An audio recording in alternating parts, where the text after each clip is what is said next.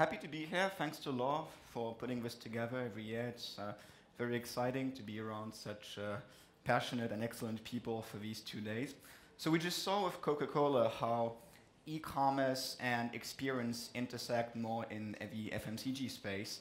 And now we're going to look at completely the other side of the spectrum, how to create the e-commerce native luxury brand of tomorrow.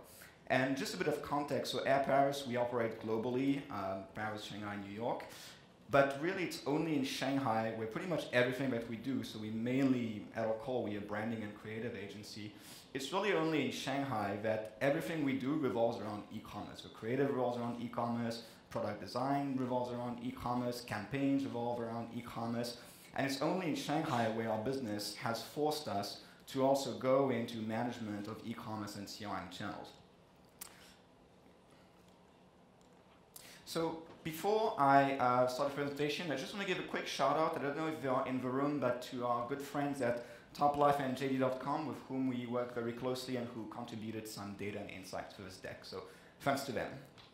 So what we'll be going through today, we'll be starting by showing the new consumer and platform landscape. So the new maturation of the luxury e-commerce landscape, both from the point of view of behavior and then from the point of view of the tools that are available to brands to sell and promote online. Then we'll be looking at a sort of a taxonomy of the potential e-commerce experiences that brand can create and how brands can use experiences instead of just channels as a basis for strategy definition in the e-commerce space. And then we'll walk you through a practical case about how can an independent luxury brand get started in the e-commerce space in China, retool its internal capabilities, change its cultures, and iterate to be able to scale online. Now, first of all, the new e-commerce landscape. We're at a very interesting time right now where both consumers and channels are maturing. So on the consumer side, we see people buying new things online, buying in different ways. We see e-commerce, luxury e-commerce, becoming more of a habit. And on the channel side, there are more and more channels that can offer not only volume and reach, but can also integrate tightly with content and data, and can offer a lot of flexibility for different brands in different situations. Now, the first manifestation on the consumer side is the e-commerce use cases. Now, when I started doing e-commerce strategy work for luxury 5-6 years ago, it was quite clear that the main drivers were price plus availability. People were shopping online mainly to find a good deal or to find brands which are not available around them. So it was quite straightforward. Then came convenience. 3-4 years ago, we started use cases such as gifting emerging, such as buying staples from brands that you already know. So for example, you guy, you already own a Burberry white shirt, you just want to buy another one, boom, go online to do this. But now we see a whole new category of use cases centered on discovery, with people buying new brands that are not available in China, people going online to find new styles that are often available only on e-commerce, people also using e-commerce channels not just to find products, but also to get advice, and then turning luxury shopping into more of a habit through subscription models, and we'll show that later on also. Now, this is not to say that the traditional use cases are gone. This is still very much important, but now we have this third group of use cases which opens up a lot of interesting opportunities for innovation.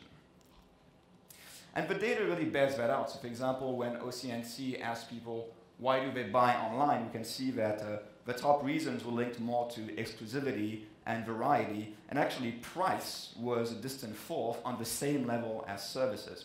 Same thing through our collaboration with TopLife, we saw that 20% of the transactions that happen on TopLife are generated by the online fashion advisors. So that means people go to the advisors to ask for fashion advice and then buy the product, and that 50% of the TopLife users are also members of the JD Plus loyalty program, kind of an equivalent of Amazon Prime, so with a very, very high degree of stickiness. Then another manifestation of this consumer maturation is in what people are buying. Now, obviously, we still have the traditional luxury categories, watches, jewelry, bags, ready-to-wear, shoes, but now if you open the top e-commerce marketplaces in China, you're going to see alongside bags, you're going to see vacuum cleaners, this Dyson, for example, you're going to see furniture, You're going to see high-end electronics, you're going to see beauty hardware, you're going to see very high-end homeware, pajamas, bed sheets, and this really fits into a much broader trend, which is the premiumization of daily life. And if we look at, for example, the Double 11 shopping data for Top Life, we see that the #1 bestseller, it's not a bag, it's not shoes, it's luggage, it's remover across the board. And this is, I think, very representative of where luxury spending, both offline but especially online, is going to go over the next few years. And for if there are brands in here, in this room, that are considering entering the Chinese market, we really believe that we're at a stage where both consumers are very accepting of these sort of new luxury brands, but also the channels are available to go to market in a much faster and much more cost-effective way. Then, perhaps the most important for us is how people shop online. So when we started doing research about this, again, 5-6 years ago, the path to purchase online was very straightforward. There was an external trigger, you saw a fashion show, you saw your friend wearing something. People went online on the marketplace to do a very precise product search by product name, by SKU. Then they would do comparison across multiple sites, and then they would complete a one-off purchase. This is obviously simplified, but this is very much what it used to look like. And this still exists, but now we have a new type of journey, especially driven by post-90s and post-95 generations, which starts not with a targeted search, but either with passive browsing, so people just open the app and they open a feed, which can be on Red, which can be on any other luxury e-commerce platform. They just open the feed to see what's there, or they do a non-targeted search. So instead of looking, for example, for Balenciaga Triple S, they're just going to look for white shoes. Then they discover through content, which can be videos, articles, photo galleries, which link directly to product pages. And then the purchase is done almost on impulse, with very, very little comparison. And all of this conversion cycle is a very, very short integrated conversion cycle. And then you have repeat engagement baked into this through subscription.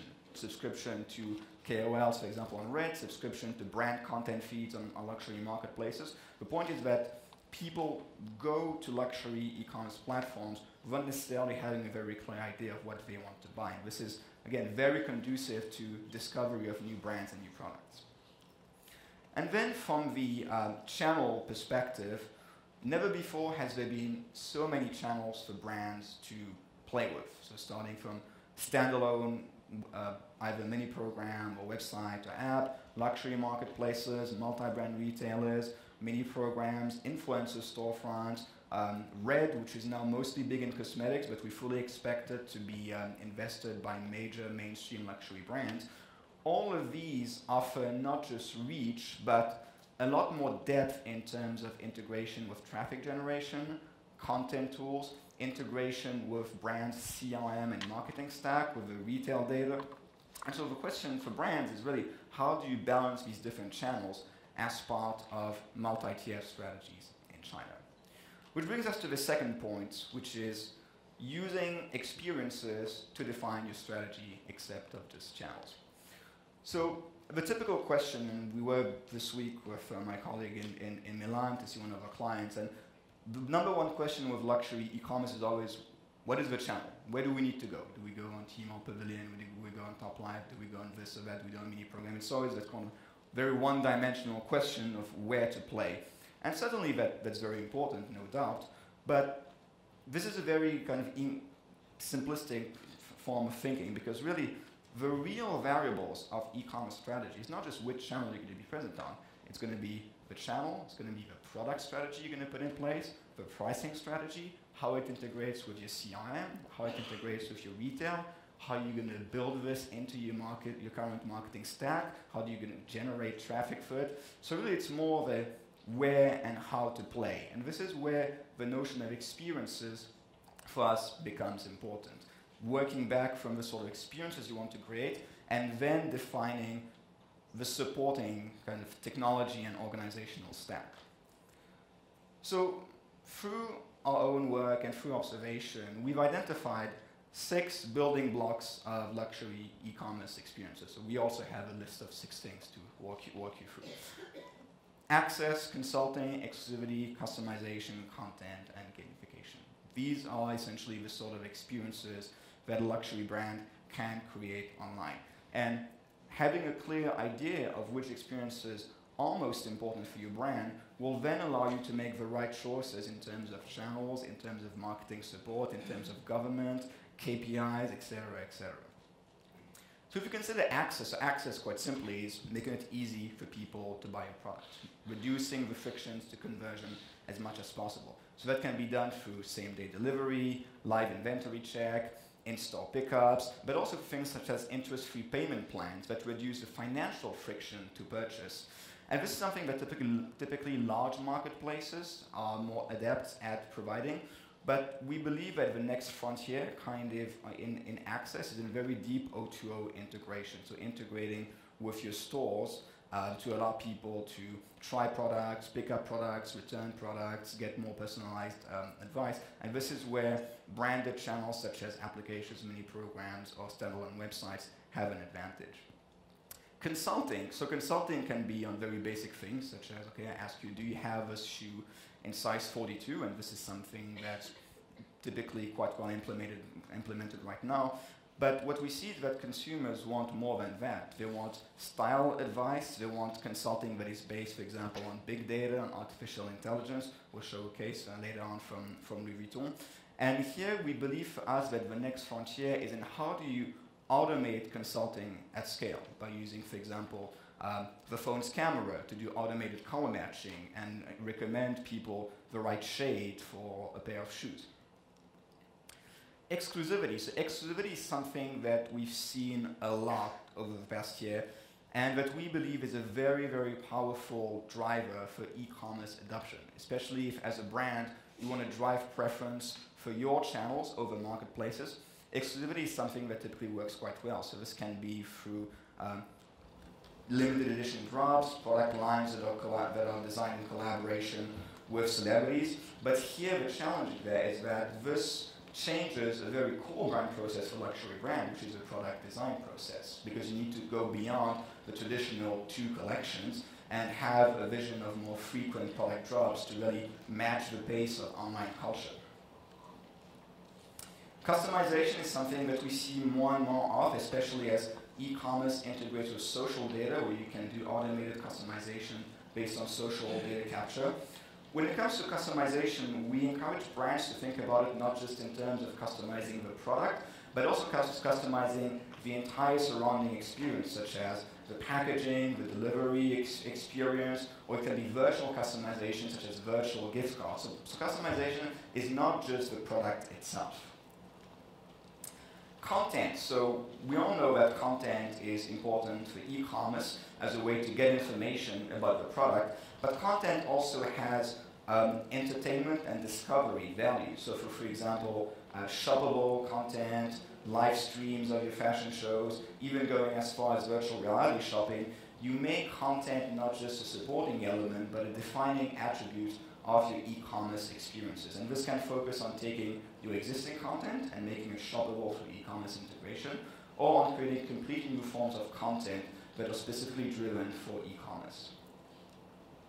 And then finally, gamification, which can tie into some of the other types of experiences out there, which is about trying to use gamification mechanisms to give access to exclusive products, exclusive benefits. It can also be done within a co-creation concept. We use gamification as a way to co-create campaigns, to co-create products. But this, just like content, supposes very deep integration between your e-commerce function and your marketing function. So if we see what this looks like in action with practical examples, access, this is something that we do with JD.com, is we propose interest-free payment plans for some of our products. Consulting, Baidu worked with Louis Vuitton, that worked with Baidu AI Labs to have this face recognition tool that matched you the right fragrance based on the type of your face structure. Exclusivity, so Burberry is doing monthly product drops on a pop-up WeChat storefront for its Burberry B-Series collection, very successful. Customization, Sajarossi has this very, very sophisticated mini program that allows you to customize nearly every aspect of your pair of high heel shoes. Content, Mulberry live streams all of its fashion shows on JD.com and Top Life, so you can see, buy what you are seeing directly. There's a direct links to the product pages under the stream. And gamification is something very recent where Cartier used this sort of puzzle game to give randomized product recommendations for Women's Day. So you can see that these are not just theoretical concepts, but there are very practical ways to define which channels am I going to choose, how am I going to invest in technology, in people, and in content. And so for brands, how are you going to play? That's really the key question that we ask all brands in the e-commerce space. It's not just where are you going to play, but really what sort of experiences are going to define your e-commerce presence. So how does this look like in reality? Now today we've chosen to share with you the case of Etro, which is a brand we've been working with for about a year. And we believe this is a very interesting case because it's very representative of the sort of brands that are most concerned by the opportunities of e-commerce in the market. Talking about the independent brands, they don't have millions of budget, they don't become a big group.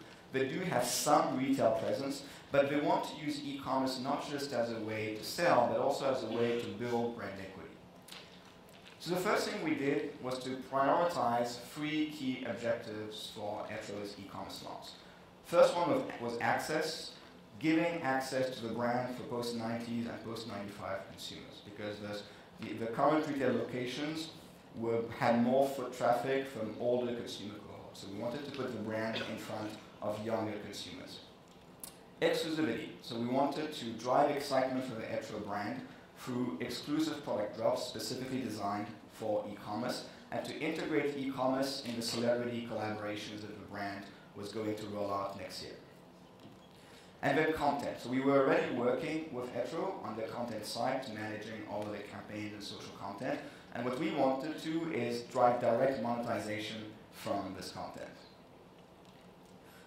Then it was about selecting the right partner for us. So last summer, we met with all of the major e-commerce platforms out there, also considering developing our own mini program, custom-built mini program.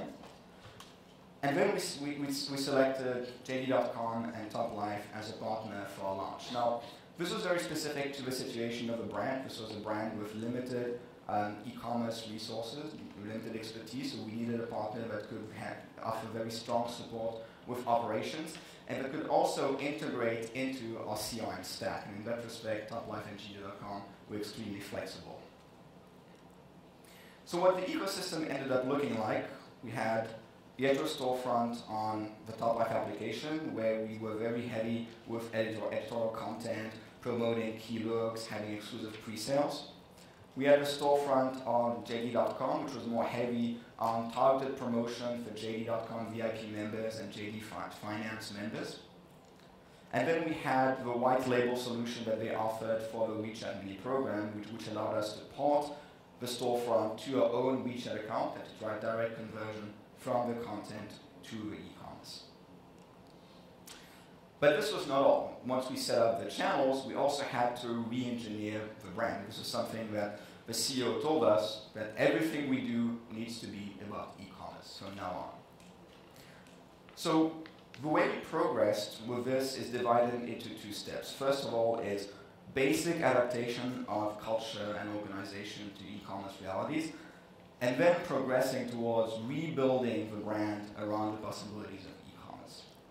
So e-commerce adaptation, which is something that we've been doing since November, starts with very simple things on the product side. For example, having looks that are optimized for e-commerce, having more product information, having new guidelines for product shooting, marketing, having close integration between marketing and e-commerce functions, including e-commerce KPIs into the social reports, retail, having pilot projects to allow staff to promote our storefront, integrating the CRM database that we already had from the offline VIPs with the Top Life and JD.com database, and then integrating e-commerce functions such as order management, product information upload into current teams. So what this looked like is, as I said, new guidelines for product shooting, promotion of e-commerce specific looks that we created based on data from Top Life. So we were looking at which products were driving the most clicks, which products are people interested in, and then putting together looks based on this data. Using the WeChat customized rent envelope feature to allow the store staff to use their own social accounts through which they communicate with VIPs to promote our storefront and drive traffic to the storefront, which then allowed us to attribute sales back to the individual store staff, promoting key looks for social content, and sending exclusive promotions through WeChat to our offline VIPs. And what we're starting with now is e-commerce centricity, so building completely new lines that are not just optimized for e-commerce, but absolutely exclusive to e-commerce, integrating e-commerce insights not just into the looks that we put together, but into the very design of the collections, into what the team in Italy is designing for China, having more frequent limited edition drops. For marketing, we're progressing towards a revenue share model with our celebrities so that they are also incentivized on e-commerce sales and more willing to use their own social channels to promote our e-commerce activities. Creation of new e-commerce specific positions within the organization, we're even helping them staffing this new team, automating the e-commerce incentives on CRM, and then having an ongoing incentive scheme for the retail staff. Now, I'll just end with what this looked like on launch day. So we launched in November 2018 with an exclusive product drop, which was collaborated jointly between Etro and big Chinese celebrity called Jin Dong. And this was really the first time the brand did any sort of major campaign or activity or product design around e-commerce. So there were limited edition products that were designed specifically, so mentioned the cute economy, designed for the cute economy with very cute animal characters, a fish, a gorilla, a pig. Exclusive pre-sale online on e-commerce. We invited top live VIPs to the live event so that they could interact with a celebrity. On launch day, we coordinated promotion between our accounts and the Top Life and JD.com accounts. And we created also an unboxing experience with stickers and personalized notes that was conducive to social sharing to get more of that organic exposure. And we mentioned earlier the new e-commerce purchasing journey, and we think that this case is very much representative of how people buy online. The way we designed it and the way it worked is very representative of the new role of e-commerce in consumer habits. So we create zeitgeist, we create a cultural moment online through the collaboration with a celebrity. The e-commerce purchase is not just people buying a t-shirt, it's a way for them to participate in that social moment. And I think the best proof of that is that these were men t-shirts, but 80% of the orders were female. There were people who were not buying just for the t-shirt, they were buying because they were excited about the celebrity, excited about what was going on, and then projecting it online. So all of this integrated together around the possibilities of e-commerce, creating a cultural moment, having products that allow people to participate in the cultural moment, and that are optimized for online social status projections that can maximize exposure. And the results, we were sold out on key SKUs after less than 5 hours. And well, something that usually you don't boast about, but which is an indicator of success, is that less than a month after, we saw copycats popping up on Taobao. And this was a brand with really limited knowledge in China. So even though we took them down right away, the fact that it was there was a testimony to the success of what we did. And I'll just leave you with a quote from the GM of Etro in China, which said that e-commerce isn't just a new channel for them, but it's something that's forcing them to rethink everything they do, from marketing to culture to product design. And as for many brands, this is very much being led from China. Thank you very much.